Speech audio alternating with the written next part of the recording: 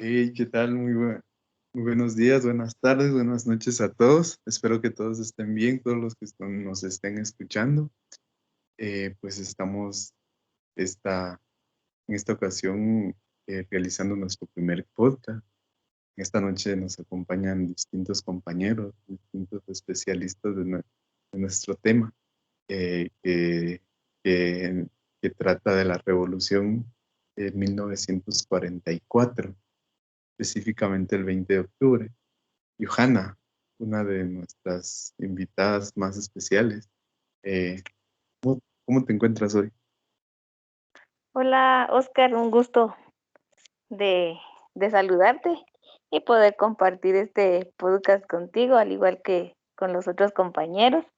Creo que va a ser un tema demasiado interesante y espero llevar nuevas ideas de esta experiencia. Excelente. También en esta ocasión nos acompaña Brando. ¿Qué tal? Contanos, ¿cómo estás? Acá nos encontramos muy bien, compañeros. Es un gusto estar reunidos por medio de esta nueva plataforma. Es de muy importancia lo que vamos a estar hablando. Eh, Espero que la pasemos de lo mejor y que interactuemos de la mejor manera que sepamos. Y pues por último, pero por último y no menos importante, vamos a presentar a nuestra compañera Kimberly. ¿Qué tal, Kimberly? ¿Cómo estás? Contanos, ¿cómo te Hola, sientes en esta ocasión? estoy bastante contenta por esta invitación. La verdad es que creo que es un tema bastante importante, ya que esto pues nos va a ayudar a que nuestra, así que nuestra educación mejore, nuestros conocimientos pues vayan innovando día con día y esperando a que sea agradable para todos. Exactamente, pues nada, pues comencemos con todo y sin esperar nada más. Pues nuestro tema, les vuelvo a repetir, es la revolución del 94. ¿Ustedes qué opinan sobre la revolución del 44? ¿Qué saben sobre la revolución del 44? Cuéntenos, y a toda nuestra audiencia que nos está escuchando. Creo que el principal motivo de esta revolución fue porque el pueblo ya estaba cansado de las injusticias que se vivía en ese entonces. Eh, lo que querían era un cambio de las condiciones que vivían, de las condiciones económicas, culturales y de estructuras políticas que giraban alrededor eh, del poder, ¿verdad? Entonces, y es interesante ver cómo se unieron para lograr este cambio. O sea, no solo fue el pueblo obrero, sino que también se unieron estudiantes, parte del ejército y en sí la población en general. Eh, Fue una gran época con una gran experiencia. Si tuviéramos la oportunidad de platicar con alguien que vivió en esa época, yo creo que nos pondría a todos la piel de gallina al saber lo que sucedió, porque inclusive varios estudiantes fueron perseguidos, líderes también, y creo que fue una época muy sangrienta, pero que también dio un cambio en la vida de los guatemaltecos. Exactamente, si recordamos, fue, fue derrocado el gobierno del general Jorge Ubico, que fue un dictador que estuvo en el poder durante 13 años, de mucho tiempo, pues que muchos líderes sociales que estaban en desacuerdo con sus políticas pues mucho de eso afectó en demasía a nuestro país. Pero mucho en lo de la revolución ha causado también beneficios. Entre los beneficios ha sido pues, una reforma educativa, se intentó hacer una reforma agraria, la creación de las escuelas tipo federación cuando se derrocó el gobierno, y que las escuelas tipo federación las creó el presidente Juan José Arevalo, y pues que al final es que trajo un gran beneficio para la educación de todo el país. ¿Y ustedes qué opinan sobre en qué influyó la educación, la revolución en la educación del país?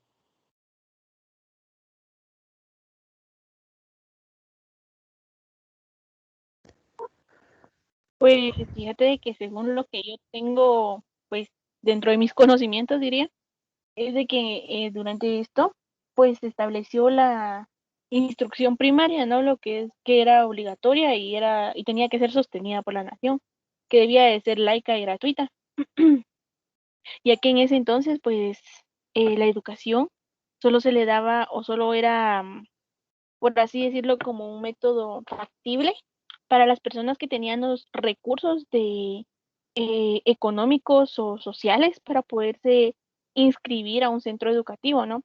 Cosa que conforme fue pasando esto de la revolución, se cambió totalmente, en el cual, pues en el decreto número 18 que se decretó pues en estos tiempos y todo, pues fue donde en el artículo 5 se estableció la instrucción primaria para que esta pues fuera obligatoria, ya que pues para que el pueblo estuviera eh, educado, por así decirlo, ya que como te vuelvo a repetir, no todos tenían acceso a la educación.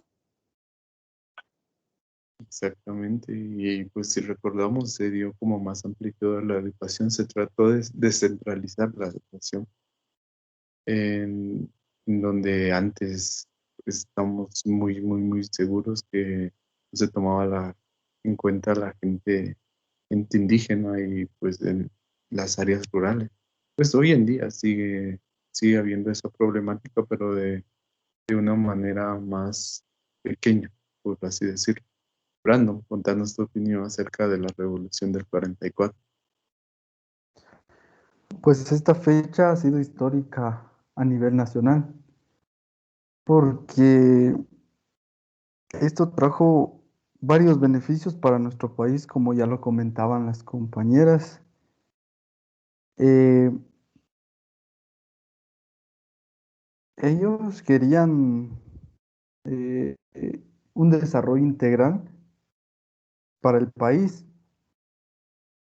También le dieron importancia a la población velando por un bien común, ya que no se daba eso y por lo mismo las personas ya estaban cansadas de tanto abuso. Por eso se unieron fuerzas para hacer un cambio. Y entre ellos también tenemos la creación de un código de trabajo, porque Exacto. anteriormente eh, se explotaba a las personas, a la población, a trabajar día a día en el campo con un salario de 0,09 centavos. Imagínense, trabajo pesado. Una miseria, casi esclavitud. Exacto, estaban esclavizados y así las personas no podían vivir. Y como De hecho, existían aquí, varios tipos de vida, por ejemplo, estaba la clase media. Imagínense, hablemos de la clase media que ellos también sufrían en lo económico. Y ya pensándolo bien y analizando la clase baja, podríamos decir que moría. exactamente, Vivían en la Pero, miseria. y de allí te exacto, digo que el 90% de la tierra útil en ese momento pertenecía al 6% de la población, que se sí, distribuía en 22 fincas, imagínense. Exacto. Muy poquita gente le pertenecía al país, y y pues los que podrían cultivarlo, pues no, no, no, la- lo que podían No se cultivarlo, hacían de pues un no buen lo hacían beneficio de ello. Y, entonces y esto es eh, irónico en gran parte, cabe la reforma agraria. porque igual las tierras en sí le pertenecía a la población, más sin Exacto. embargo, ellos no tenían el derecho sobre sus tierras. Y hasta ahora vemos ahí sí que a las élites, podríamos decir, del país que siguen apoderándose. Podemos ver lo de la palma africana en Petén o entre otros cultivos que trajeron de España y apoderarse de nuestras tierras. Entonces, Exactamente. creo que todo esto también se dio en el tiempo que estuvo gobernando Jacobo Arbenz Guzmán, que según la historia cuenta de que él fue quien dio esos derechos a que ya no haya esclavitud y que se les diera un pago digno a los trabajadores, Exactamente. porque según comentaban Cabe mis recalcar, abuelos, de que antes, o sea, no recibían ni una paga, o sea, ellos trabajaban, Ajá, pero no exactamente. tenían en sí un salario. Por lo menos No sé. digno. Y de Ajá. allí, como tú lo decías, en el gobierno de Jacobo Arbenz Guzmán, al intentar hacer la reforma agraria, pues intervinieron las grandes élites de Los Estados Norteamérica, Unidos. especialmente Estados Unidos con la empresa frutera, la United Fruit Company, que era una empresa bananera que Ujú. extraditaba, o sea, que exportaba frutas tropicales, en donde se les quería quitar parte de la tierra que le pertenecían a Guatemala. Y entonces intervinió el gobierno estadounidense en el gobierno de Guatemala, derrocó al presidente Arbenz y al final la No se, reforma hizo muy difícil. agraria no se logró. No se logró Ajá, No, no se complementar, logró. se quedó como, por decirlo así, pendiente. Pero igual ya han pasado varios años para poder retomar eso. Entonces eso ya ha quedado en la historia.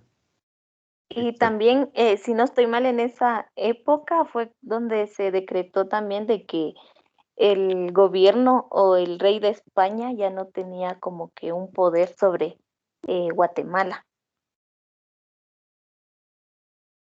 pero todo esto inició porque, o sea, queda recalcar, ¿va? Que en 1945, Ujú. para sustituir a la Junta Provisional Revolucionaria, pues fue elegido democráticamente un presidente civil. En este caso fue Juan José Arevalo. Este pues Exacto. mantuvo la presidencia hasta 1951. Y el Sí, 8 de marzo de 1945 se emitió el decreto 72, el cual contenía la ley de alfabetización nacional, que fue en donde empezó la revolución del que el gobierno pues otorgó también la autonomía universitaria, que fue el 28 de noviembre del 44. Pocos días después, si no estoy mal, pues fue aprobado por la Asamblea Legislativa de la República y luego pues fue incorporado a la Constitución de 1945. La autonomía de la Universidad de San Carlos pues representa pues como que una parte muy importante de la vida universitaria y dio pie para que pues se emprendiera la reforma de esta casa de estudios. En 1944 funcionaban únicamente 13 centros oficiales de educación básico y normal, que en este caso es para los docentes, ¿no? ujú, Ajá. Eh, este pues atendía a un total de 1.861 alumnos. Esto fue en 1954 y el número de escuelas había ascendido pues ya a 22 y el número de alumnos que atendían pues iba creciendo y aumentando cada vez más. ah, Eh, pues imagino que esto los significa, diferentes centros educativos se encontraban en la capital. ajá, esto pues la verdad significó una amplia pues manera de formación de docentes y que el Ah, número de aspirantes a ingresar a la universidad pues también se iba elevando a una cifra sin precedentes. En 1945, en que se fundó la Facultad de Humanidades, en su departamento pues de pedagogía se inicia un periodo de ondas de inquietudes culturales. se lleva a cabo las primeras investigaciones de carácter pedagógico y se trata de enlazar a esta pues superior casa de estudios con los grandes problemas nacionales. Y ya que pues desde ahí sí que esta cátedra recién fundada, por así decirlo, una gran magnitud de educadores guatemaltecos, pues empiezan ya las jóvenes instituciones para que ellos pues también tengan diferentes oportunidades de estudio. En 1953, sí, 1953, si no estoy mal, se graduaron 440 maestros de educación primaria urbana y 27 de educación rural, que pues en este caso hacen un total de 467 graduados. Si comparamos esta cifra de los 170 que se graduaron el último año de la dictadura a la que tenemos ahora, o a la que fue en este año de 1953, creo que el cambio fue totalmente enorme. Y fue radical. Y fue radical, ya que ahí fue donde empezaron las escuelas a funcionar para las personas del área rural, Ah, que eran O excelente. en, o en las áreas departamentales, tal vez. ajá, Sí, pero porque hasta hoy especialmente en día el área las rural, rurales porque eran a los que pues, marginaba, por así decirlo. exactamente. Sí, en ese año se comenzó a descentralizar, pero ahorita pues les traigo una pregunta. ¿Realmente nuestra educación es de calidad? ¿Ustedes creen?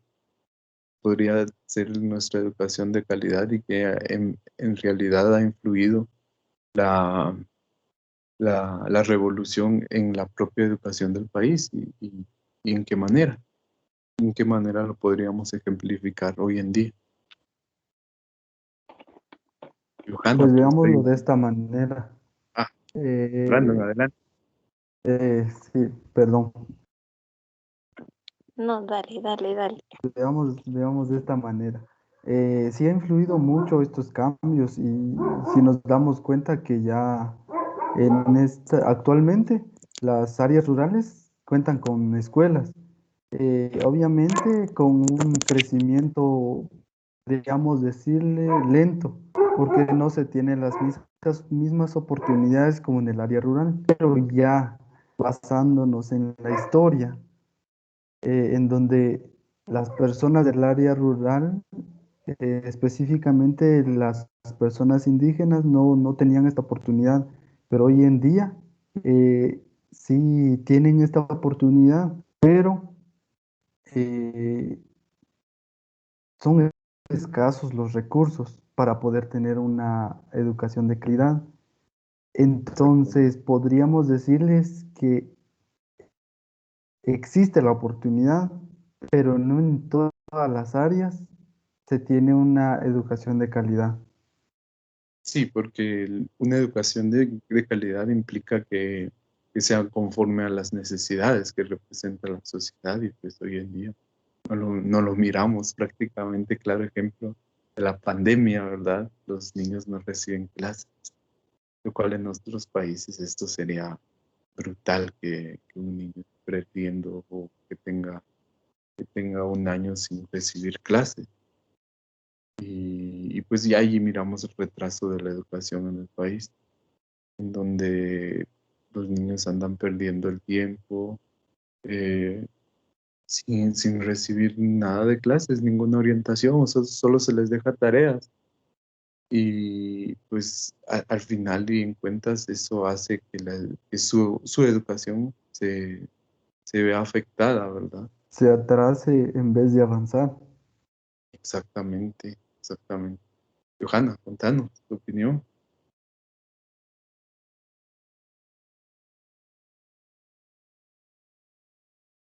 Bueno, creo Ok, que ok, perdonen, perdonen, tenía el micrófono silenciado.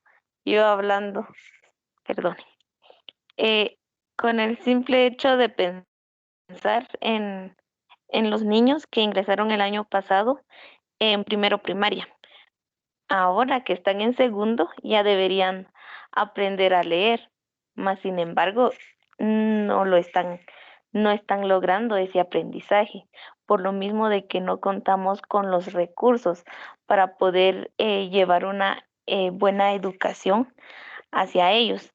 Creo que con dejar hojas de trabajos, ellos no aprenden nada. Y peor aún, creo que no contamos también con quizás sí el apoyo de los padres de familia, pero no contamos con que ellos tengan acceso a Internet en las casas. ¿Por qué? Por lo mismo de que no hay suficiente trabajo o una fuente de ingresos para que sus hijos puedan acceder a una buena educación. Y todo esto No sé, influye en la corrupción, ¿verdad? Entonces, si hubiera un buen manejo de fondos, habría trabajo. Si hay trabajo, el padre de familia tiene puede dar ese, ese lujo de tener internet en casa, más sin embargo no existe. Entonces, Pero es que también yo- o sea, la experiencia del dominio de las habilidades informáticas de parte de los padres como de los niños.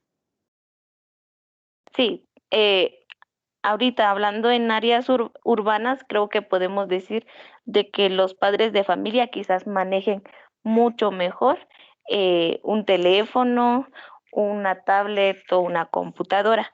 Más sin embargo, en las áreas rurales es muy difícil ver que un padre de familia eh, venga y te diga de que sí puede manejar perfectamente un teléfono.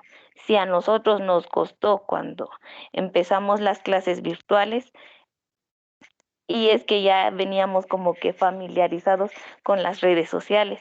Entonces ya imagínense ahorita ponerle a un padre de familia, entre a Zoom, entre a Classroom y a tal hora entrega tareas. O sea, no podemos comparar porque viven sí, realidades muy distintas.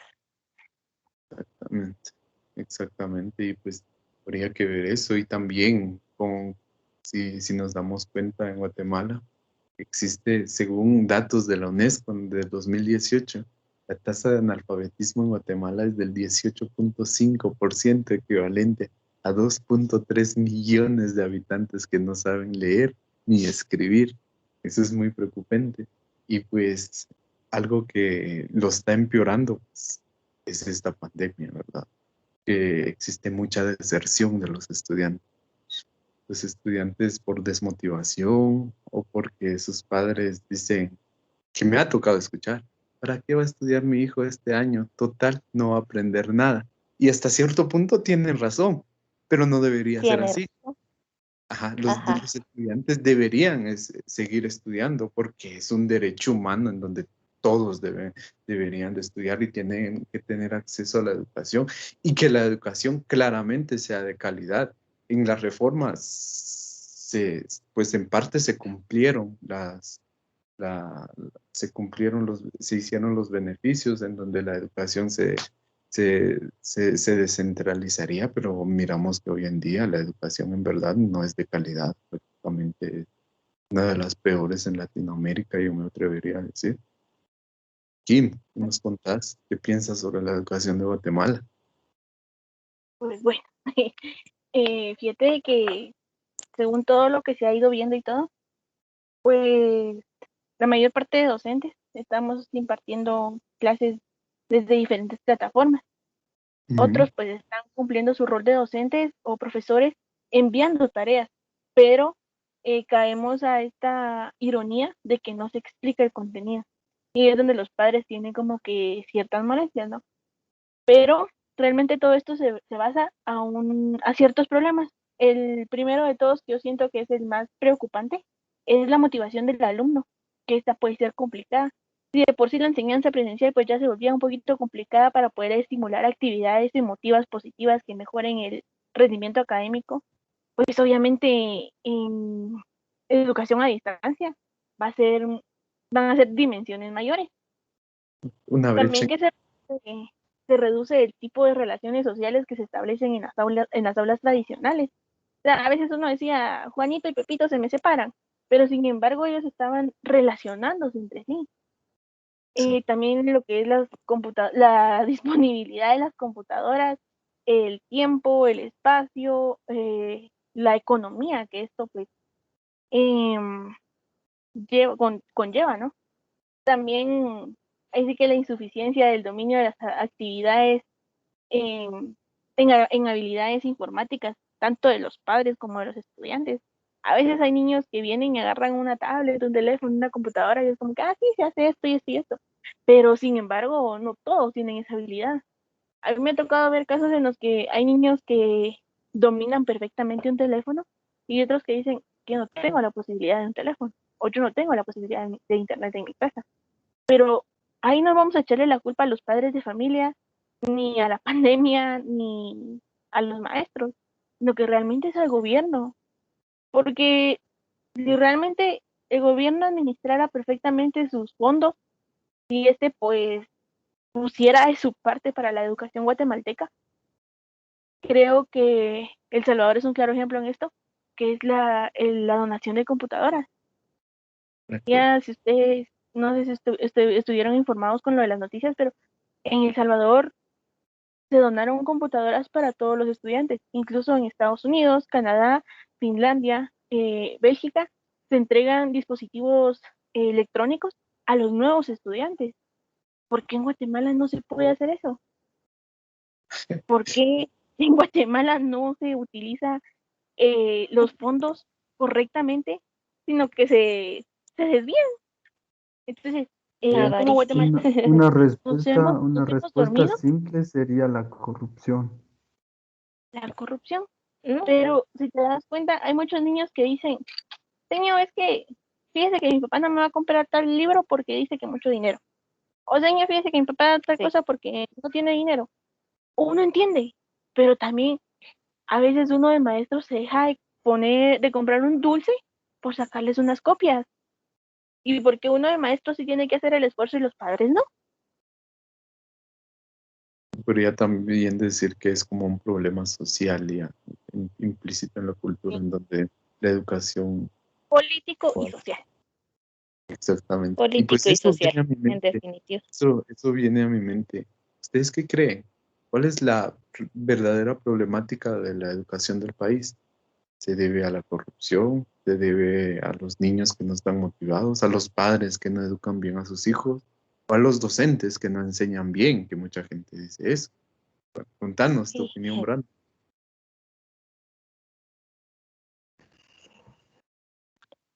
Analizar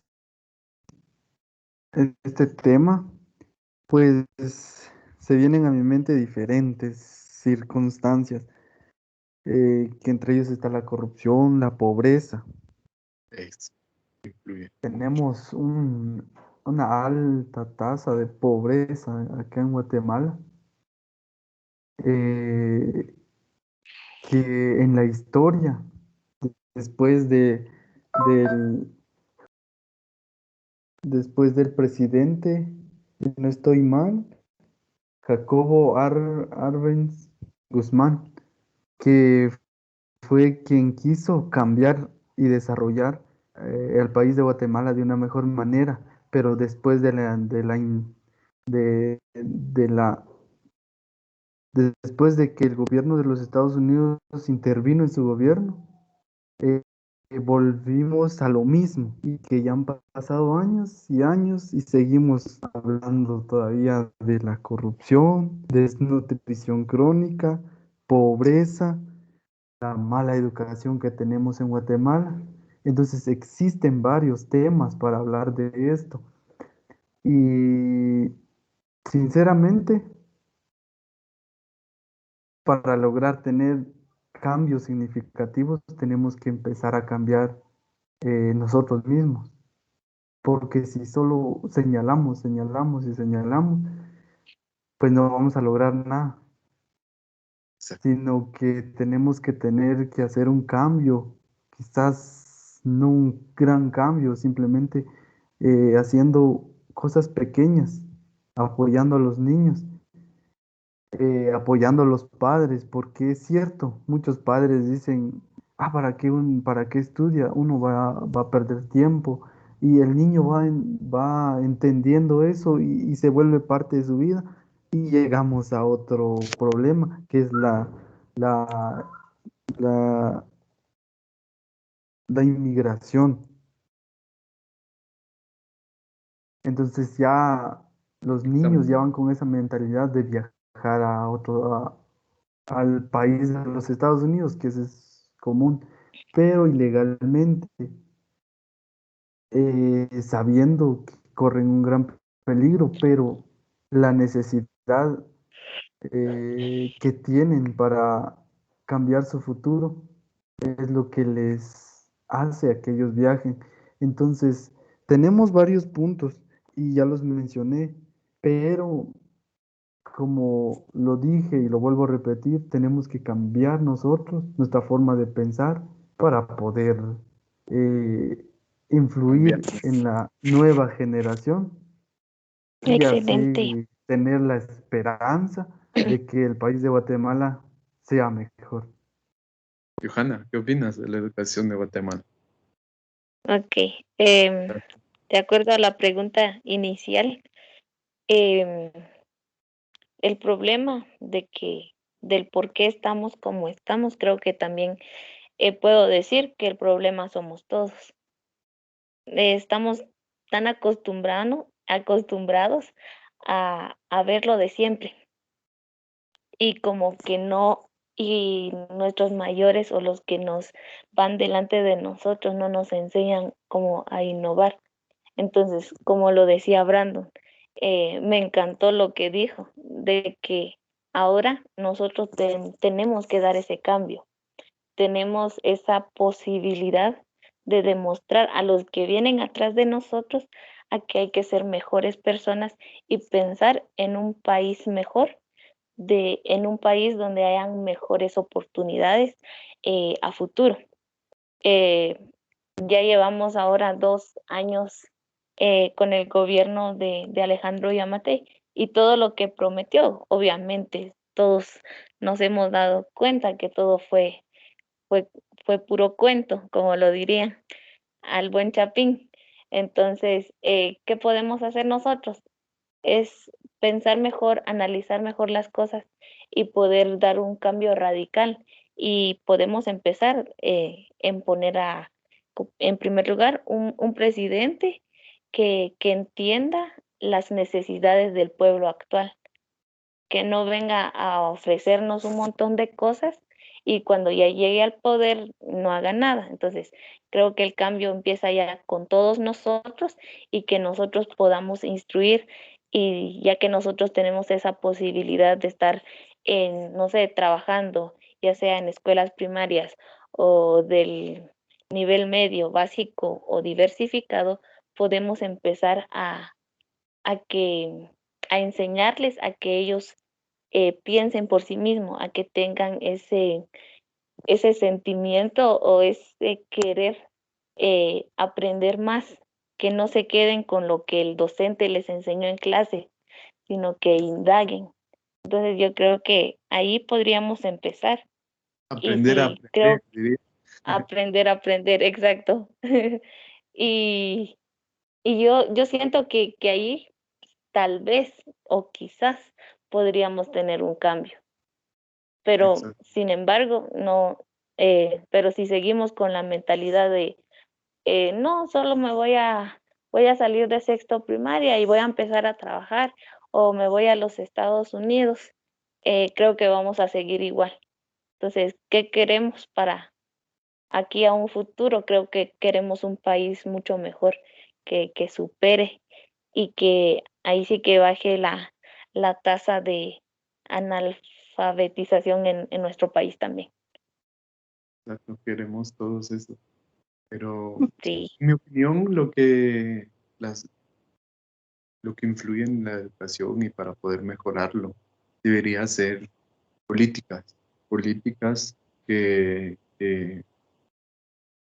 orienten a la innovación. Por ejemplo, un nuevo currículum, que claramente tenemos un currículum súper atrasado en donde, en donde tratan al niño como un robot, en donde hay como un manual para poder configurarlo. Cuando sabemos, la mayoría de docentes y prácticamente los padres de familia saben que un niño, un estudiante, aprenden de diferentes maneras. No todos somos iguales. No tenemos que estandarizar la educación de una forma y encasillar a la misma de una forma, sino que poder hacer a la educación más dinámica de alguna manera. Y también, claro, que el equipo, que, por ejemplo, los docentes, que son una de las partes fundamentales eh, en la operación, que tengan la vocación del servicio, que tengan mucha paciencia, que en verdad se dediquen a los estudiantes, porque ellos son el gran ejemplo en las aulas. Un estudiante no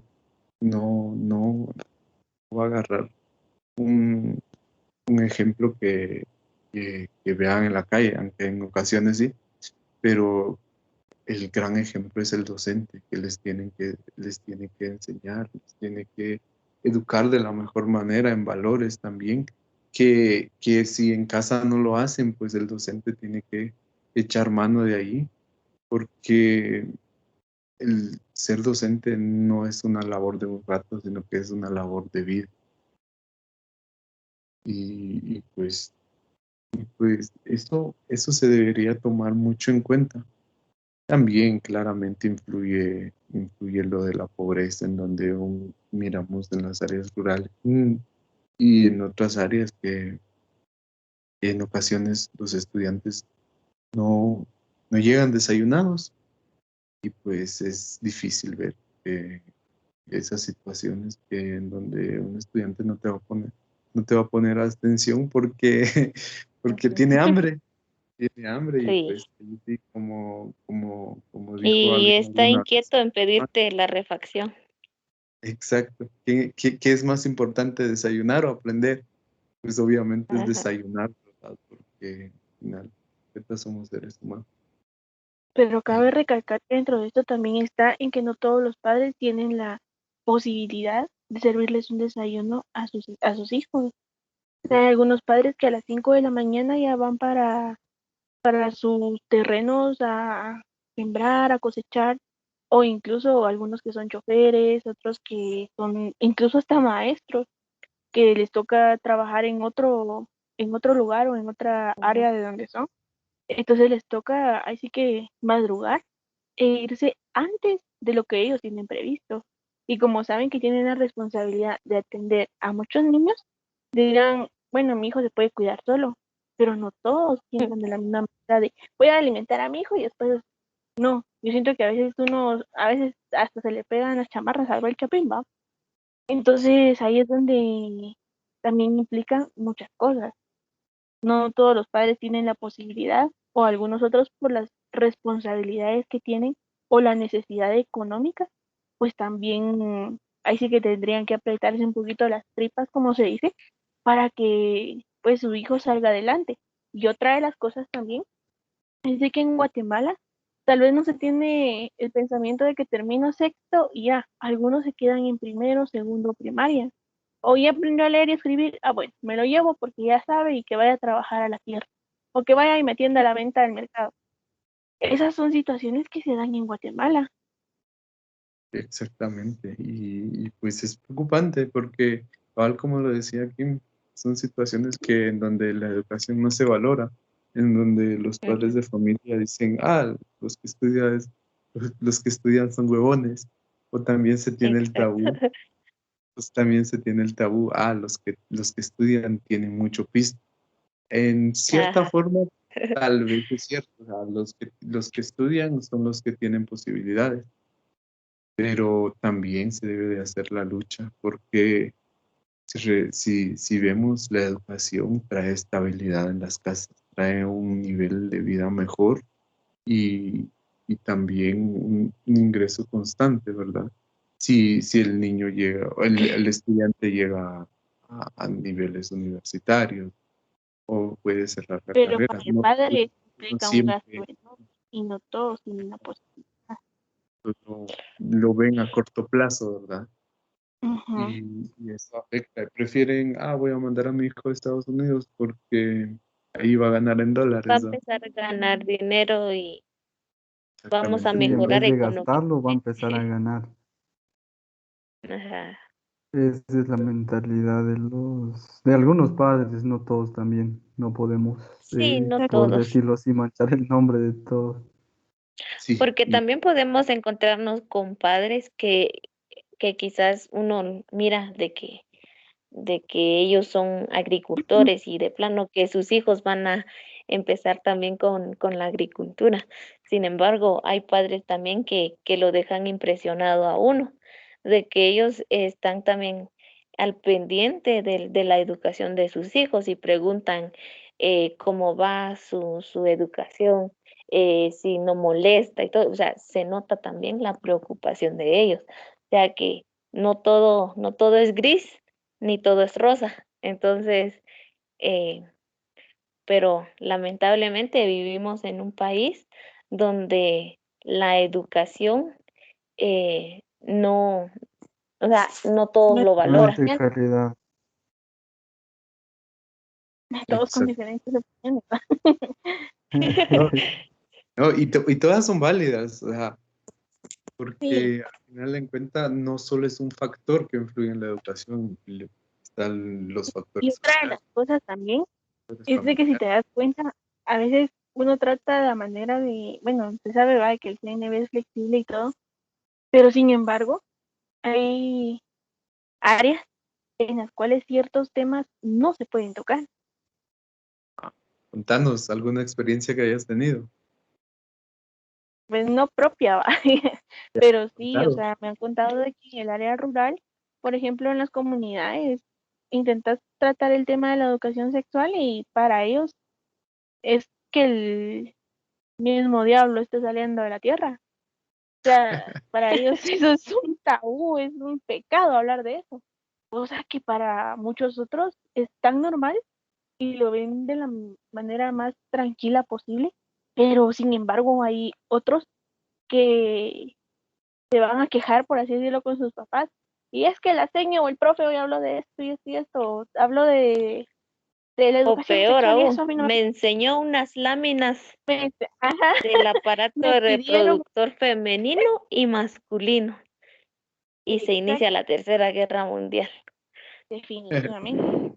Hay padres de familia que todavía tienen esa mentalidad de que eso es pecado hablarlo, cuando pues hay niños incluso del área urbana, hasta jóvenes del área rural que le explican a uno mejor. Y eso influye muchísimo en donde se dan embarazos A muy edad. tempranos. Prematuros, No, Prematuros y digamos, de temprana edad también. menores de edad. sí. Y, Ujú. y pues eso acarrea más pobreza sobre pobreza, en donde una niña de 15 16 años sale embarazada, ¿qué le puede dar al pobre niño? Es como un niño Ujú, criando a otro niño. Es terrible. exacto. Entonces, Definitivamente. Pero ya, es lo ya, que los padres no toman en cuenta. Porque dicen, ah, señor, es que yo me casé a los 16 años. Pero eso no significa de que su hijo o su hija se tenga que casar también a los 16 años. Ajá. necesita romper ese paradigma. Exacto. Pues nada, ya para finalizar, diría yo, alguna reflexión que tengan sobre Es la educación y la cuando revolución que nos puedan, nos de puedan dar. que Desde se cortan a la no hay una compañera. buena planificación, vemos que llegan a tener muchos hijos. Ok, según lo que le entendí es sobre la planificación familiar. ¿Perdón? Según lo que le entendí fue sobre la planificación familiar. Creo que se escucha muy Digamos, interesante. Ah, no, nada, solo les estaba diciendo que sí, sí, solo que si podrían darnos una última reflexión sobre, sobre la educación y su influencia en que ha tenido en la educación, en el pueblo guatemalteco, pues, que al final en cuentas es uno de los más importantes. Ujú. Solo quiero agregar que una frase que dice, seamos maestros de vocación para poder hacer un cambio y tener una esperanza, asimismo llevarlo a los niños para que nuestro país mejore. Muchas gracias, Brandon, por esta bonita reflexión. Seguramente nuestra audiencia la estará apreciando un montón. Kimberly, ¿nos puedes decir algo sobre nuestra educación y cómo nuestra querida audiencia podría mejorar la educación de sus hijos, sus primos, tíos, hermanos? ¿Y qué Quizá no sea que todos una, podríamos? quizá no sea algo concreto, pero sin embargo hay una fuerza motriz más poderosa que el vapor, la electricidad y la energía atómica, que es la voluntad, y continúa a pesar de que todos esperen que abandone. Excelente. Muchas gracias. Eso nos dice mucho en donde si, si todos nosotros nos unimos y tenemos voluntad para progresar, seguramente nuestro país también lo haga. Y pues eso es lo que queremos todos los guatemaltecos. No sé si la compañera Johanna ya tendrá señal. Sí, yo creo que sí. No sé si logran escucharme. Exacto. ¿Nos puedes dar algún Ok, o gracias. Yo lo que quiero decir es que a los que nos escuchan, ya sean estudiantes, no importando el nivel en que estén estudiando, que la educación no les parezca algo aburrido, algo que según ellos no les va a servir. Pero créanme, aprovechen esta oportunidad que sus padres les está dando. Ahí sí que es la mejor herencia que pueden recibir. El conocimiento nadie te lo va a poder robar, nadie te lo va a poder quitar y es mejor seguir aprendiendo y, y que no se queden estancados, sino que sigan avanzando, que sigan indagando y aprendiendo, que no se queden solo con lo que el docente enseña en clase, sino que tengan esa curiosidad de poder investigar más allá del tema visto. Y créanme, van a encontrar un maravilloso mundo donde les va a encantar y pueden encontrar su vocación y pueden ser los futuros eh, profesionales de nuestro país. Y también animo a los padres de familia de que nunca dejen de creer en los sueños de sus hijos, porque no saben dó- dónde pueden llegar o qué tan lejos eh, pueden llegar a ser cada uno solamente. Muchas gracias, Johanna. Creo que fue una muy bonita reflexión que a toda nuestra audiencia le va a encantar. Y pues nada, agradeciéndole a cada uno de ustedes que nos escucharon en esta ocasión. Esperemos, esperemos que nos puedan oír la siguiente vez. Y pues muchas gracias. Y esta fue nuestro primer podcast y nos vemos después. Nos oímos.